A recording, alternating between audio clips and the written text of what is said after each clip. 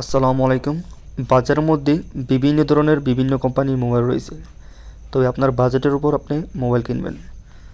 অনেক ধরনের মোবাইল রয়েছে, যেমন আইফোন, এবং তার মধ্যে বিভিন্ন ধরনের ভেরিয়েন্ট। অসাধারণ মোবাইল বের হয়েছে, দামি এবং কম দামি। বর্তমান যুগে মোবাইলের মধ্যে দুই ধরনের মোবাইল রাজত্ব করছে, অ্যাপল এবং স্যামসাং।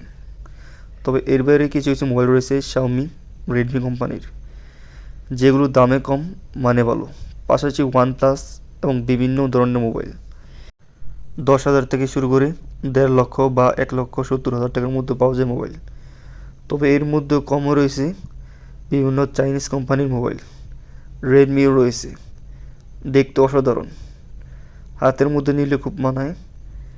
আর এর পাশাপাশি রয়েছে, তবে আপনি কী ধরনের মোবাইল কিনবেন সেটি নির্ভর করবে আপনার টাকার উপর।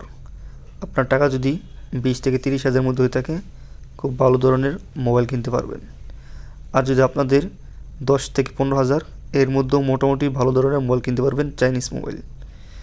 তো আপনারা যদি হাতে বেশি টাকা থাকে, ওর অনেক বেশি, ধরেন 1 লক্ষ টাকা বা 70,000 টাকা, তার মধ্যে আপনারা অ্যাপল বা স্যামসাং কোম্পানির কিনতে পারবেন। পাশাপাশি আরও বেশি যদি টাকা থাকে, তাহলে ওতেও কোনো কথাই নেই।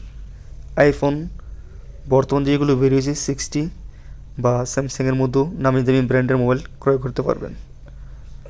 তবে অনেকে আছে অতিরিক্ত টাকা দিয়ে মোবাইল কিনে কিন্তু বোঝে না কোন মোবাইলটা কিনলে ভালো হবে। এর আগে আপনারা ভালোভাবে যাচাই বাছাই করে নেবেন ইন্টারনেটের মধ্যে, কোনটার মধ্যে কীরকম ফিউচার্স দেওয়া আছে বা কীরকম র্যাম রোম ব্যাটারি এগুলো দেওয়া আছে, এগুলো বুঝে তারপর কিনবেন।